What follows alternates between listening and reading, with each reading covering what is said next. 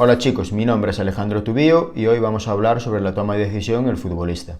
Aquí está el índice, donde están los aspectos que vamos a tratar. Por un lado, vamos a hablar del cerebro, vamos a hablar de las variables psicológicas importantes en el fútbol, vamos a explicar cómo poder crear un cerebro futbolístico, vamos a hablar sobre la variabilidad, algo fundamental en la toma de decisiones, y vamos a hablar sobre el papel del entrenador. Para empezar, vamos a hablar un poco sobre el cerebro. El cerebro podemos dividirlo en dos hemisferios, el hemisferio derecho y el hemisferio izquierdo, siendo el hemisferio izquierdo el encargado de la lógica, el pensamiento analítico, racional, el lenguaje y la planificación, mientras que el hemisferio derecho está más relacionado con la intuición, la emoción, la creatividad, la toma de impulsos, la imaginación. En el mundo del fútbol, estos dos hemisferios van de la mano, ya que la capacidad que tendrá un jugador para resolver un problema motriz dentro de una jugada va a estar determinado, por un lado, por la creatividad, es decir, relacionado con el hemisferio derecho, y por el otro lado, un planteamiento de acciones lógicas, relacionado con el hemisferio izquierdo. Cuando un jugador realiza una acción, su cerebro está realizando un análisis y procesando la información en la parte posterior del neocórtex.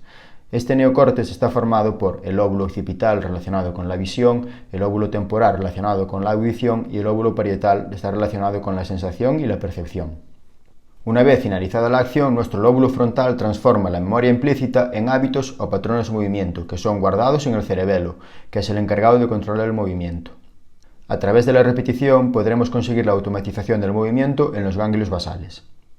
Por otro lado, tenemos un cerebro más primitivo, que estaba desarrollado antes de la aparición de los primeros mamíferos. Dentro de este cerebro primitivo destaca el sistema límbico, que está formado por el hipocampo, la circunvalación del cuerpo calloso, el tálamo anterior y la amígdala. La función principal de este sistema límbico es dar una respuesta intuitiva y rápida para situaciones complejas que se nos plantean en nuestro día a día. Es decir, controla nuestro comportamiento a través de las emociones, y estas emociones desencadenarán marcadores somáticos en base a nuestras experiencias previas. Algo fundamental que tiene que existir para el aprendizaje es la emoción. Por lo tanto, el cerebro del futbolista primero se emociona, luego aprende, posteriormente automatiza y para finalizar actúa. A través de situaciones complejas, dinámicas e interactivas, es decir, situaciones que supongan desafíos para el jugador, estas generarán emociones dentro del jugador, lo cual favorecerá la neuroplasticidad cerebral. Y esto es un circuito cerrado. El jugador se emociona, aprende, automatiza y actúa. Proponemos un nuevo desafío, el jugador se emociona, aprende, automatiza y actúa. Y esta es la forma de conseguir que nuestros jugadores sean capaces de tomar decisiones más eficientes. Ahora vamos a hablar de las variables psicológicas relevantes para el fútbol. El objetivo principal cuando tratamos de desarrollar el cerebro del futbolista debe de ser mejorar su visión periférica, el tiempo de percepción, el tiempo de reacción, la capacidad de concentración, el cambio de foco atencional, el manejo del estrés, la velocidad de procesamiento, una buena flexibilidad cognitiva y la toma de decisiones. ¿Y cómo podemos lograr esto? Trabajando con metodologías, las cuales vamos a ver pinceladas posteriormente, en donde el cerebro sea el motor del movimiento. Es decir, el jugador debe tener una caja de herramientas lo más amplia posible para poder resolver con mayor eficiencia los problemas planteados por el propio juego.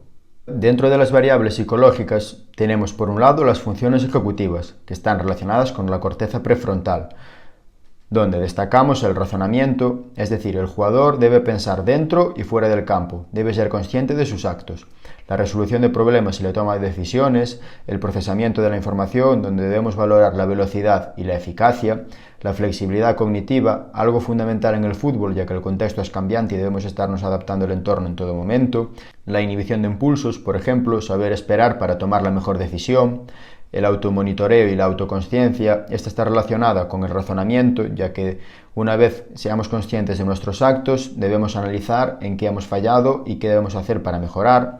La creatividad, a través de la creación de respuestas originales a los problemas planteados.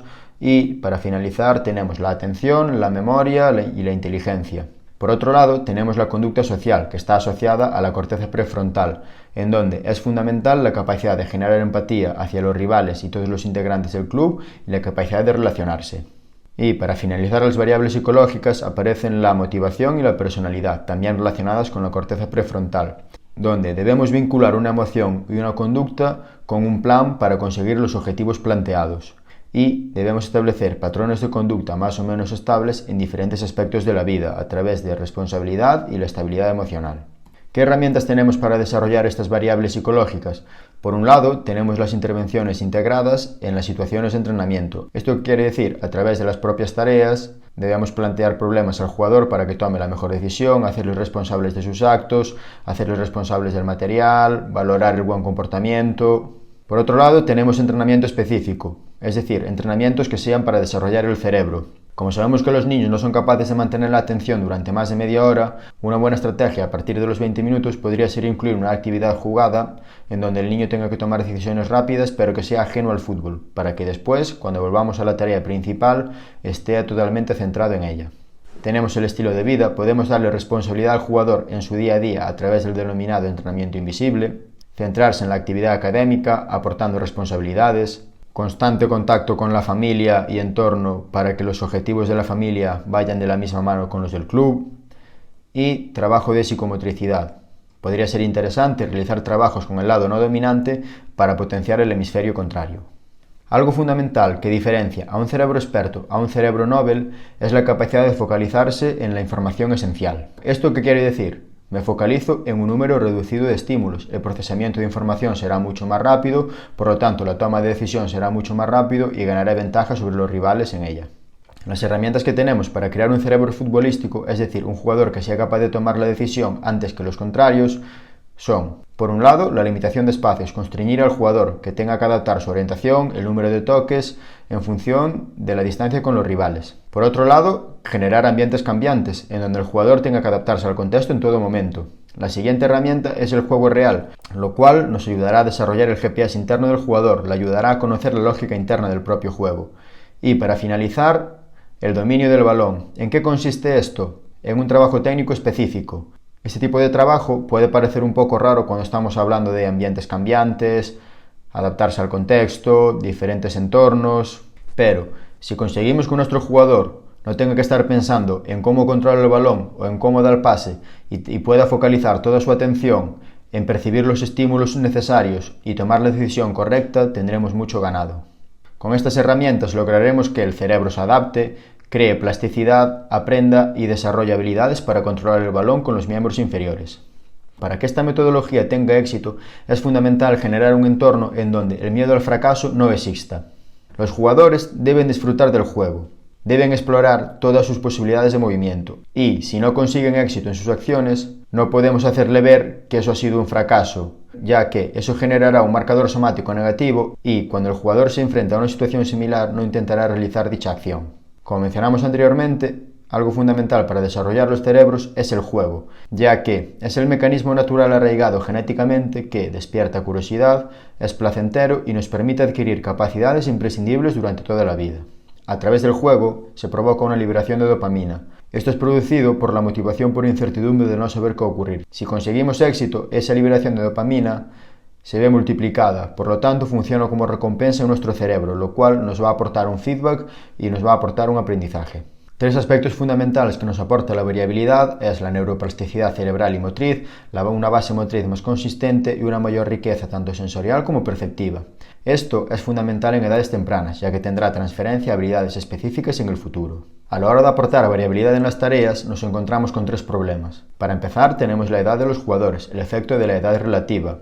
En adolescentes podemos encontrar jugadores que tengan diferencias respecto a su edad relativa, incluso de 4 años. Otra limitación que nos encontramos es el principio de alternancia, que nos dice que no podemos dividir las capacidades condicionales de las capacidades coordinativas. Y la última limitación es el nivel y la complejidad de la tarea, ya que no todos los jugadores están adaptados para entender la misma tarea. Debemos adaptar las tareas para que, a través de la práctica, los jugadores entiendan la lógica interna del juego. Los elementos que podemos modificar para aportar variabilidad a las tareas son, por un lado, el espacio, modificar las dimensiones como hablamos anteriormente, colocar obstáculos. Por otro lado, tenemos el tiempo. Por ejemplo, dar puntuaciones dobles si consigue el objetivo antes de un tiempo determinado. Podemos modificar el móvil con diferentes tamaños, diferentes colores, diferentes balones. Podemos modificar el propio objetivo de la tarea, el número de participantes con desigualdad numérica, igualdad numérica, y el último elemento que podemos modificar son las habilidades motoras, constreñir desplazamientos, tipos de golpeos, tipos de controles. ¿Para qué? Para que surja el comportamiento deseado y, de esta forma, el jugador tenga que adaptarse al contexto y mejorar su toma de decisión, percibiendo antes los estímulos necesarios. ¿Qué beneficios nos aporta la variabilidad? Como mencionamos anteriormente, nos provoca una mejora de la plasticidad cerebral, es decir, una búsqueda de soluciones más creativas. Por otro lado, nos provoca beneficios en la toma de decisión. Debemos anticipar la decisión en un entorno cambiante y lleno de incertidumbre si queremos conseguir el éxito. Y, para finalizar, nos aporta beneficios en cuanto a bagaje motor, es decir, nos aporta una buena base para un elevado estándar de rendimiento en el deportista maduro. Como entrenadores, debemos tener en cuenta una serie de variables relacionadas con el aprendizaje. Para empezar, el jugador y sus compañeros. Debemos entender que ellos son los protagonistas de la acción. El entrenador y su cuerpo técnico deben saber que son los mediadores. Es decir, deben generar aprendizaje a través de sus mensajes, interacciones, direcciones y creación de tareas. Debemos tener claro cuáles son los contenidos a desarrollar, las habilidades o competencias que queremos que aprenda en función del momento de la temporada y en la categoría en la que nos encontremos. Debemos establecer una metodología clara de entrenamiento a través de diseño de tareas, progresiones y evaluación en cuanto a aprendizaje. Y debemos establecer una buena interacción entre todos los bloques que funcionan dentro del club. Como conclusión final, os aportamos las que creemos que son las competencias que debe tener un buen entrenador. Por un lado, debe conocer el deporte y la creación de tareas, con el objetivo de que los jugadores aprendan. Por otro lado, debe ser capaz de gestionar el grupo para que exista un buen clima. Debe plantear unos valores que siguen la línea del club e inculcarlos en sus jugadores. Debe orientar sus entrenamientos al desarrollo integral del jugador, debe conocer y preocuparse por el jugador y su entorno, tener una buena comunicación entre el equipo y el cuerpo técnico, debe saber motivar e implicar a los jugadores en la tarea sin focalizar la atención en los resultados. Debe tener una capacidad de liderazgo y, para finalizar, debe aportar equilibrio emocional y personal, es decir, transmitir tranquilidad, sea cual sea la situación actual del club, para que de esta forma los jugadores estén relajados y puedan desarrollar todas sus cualidades en un entorno tranquilo.